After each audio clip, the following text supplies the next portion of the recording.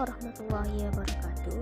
Saya Nurul Sakinah dengan NIM 2014-03-0004 akan memaparkan materi tentang pengembangan sumber daya manusia dengan mata kuliah pengembangan sumber daya manusia dengan dosen pengampu Dr. Basori MPD.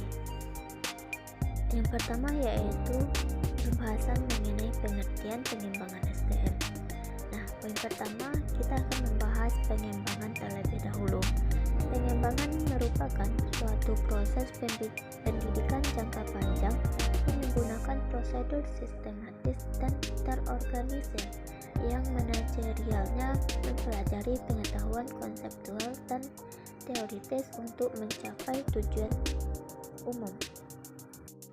Yang kedua yaitu SDM atau sumber daya manusia. Menurut Nawawi, ada 3 makna sumber daya manusia, yakni yang pertama yaitu sumber daya manusia adalah manusia yang bekerja di lingkungan suatu organisasi atau sering disebut juga sebagai personel, tenaga kerja, pegawai ataupun karyawan. Yang kedua yaitu sumber daya manusia adalah potensi manusiawi sebagai penggerak organisasi dalam mewujudkan eksistensinya. Yang ketiga yaitu sumber daya manusia adalah potensi dan merupakan aset dan berfungsi sebagai modal. Nah, dengan demikian sumber daya manusia merupakan faktor vital dari keberlangsungan sebuah organisasi dan yang paling menentukan dalam mengukur keberhasilan pencapaian tujuan organisasi. Yang ketiga yaitu pengembangan sumber daya manusia. Pengembangan sumber daya manusia adalah upaya untuk mengembangkan kualitas atau kemampuan sumber daya manusia melalui proses perencanaan pendidikan, pelatihan, dan pengelolaan tenaga atau pegawai untuk mencapai suatu hasil optimal. Nah, pengembangan sumber daya manusia dapat juga diartikan sebagai pelatihan pengembangan.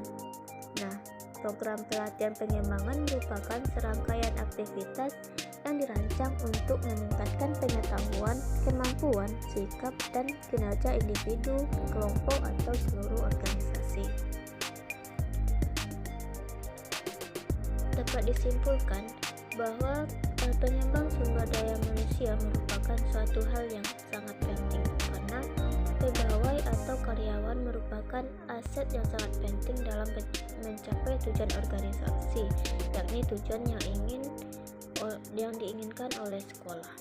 Pembahasan selanjutnya yaitu tujuan pengembangan sumber daya manusia, yakni sesuatu yang dikerjakan untuk mengembangkan sumber daya manusia di lembaga pendidikan pasti ada suatu tujuan yang ingin dicapai. Di antara tujuan pengembangan SDM menurut pendapat Batoyo adalah untuk memperbaiki efektivitas dan efisiensi kerja dalam melaksanakan dan mencapai sasaran program-program kerja yang telah ditentukan. Perbaikan efektivitas dan efisiensi kerja dapat dicapai dengan meningkatkan pengetahuan, keterampilan, serta sikap terhadap tugas-tugas yang diemban. Nah, kemudian ditegaskan kembali oleh Martoyo bahwa tujuan pengembangan tersebut dapat ditingkatkannya kemampuan, keterampilan, dan juga sikap karyawan ataupun anggota organisasi sehingga lebih efektif dan efisiensi dalam mencapai sasaran program ataupun tujuan organisasi. Nah, dapat kita simpulkan bahwa tujuan pengembangan SDM ini yang pertama itu agar pekerjaan guru lebih efisien. Yang kedua, agar pengawasan terhadap guru lebih sedikit. Dan yang ketiga, agar guru lebih cepat berkembang. Dan yang keempat, menstabilkan guru. Nah, selanjutnya kita masuk pada poin terakhir, yakni faktor-faktor yang mempengaruhi pengembangan SDM. Nah, faktor yang mempengaruhi pengembangan SDM ini terbagi menjadi atas 2 bagian, yakni faktor internal dan yang kedua faktor eksternal. Nah, faktor internal ini mencakup keseluruhan kehidupan organisasi atau sekolah yang dapat dilakukan baik berupa pinjaman maupun anggota organisasi yang bersangkutan.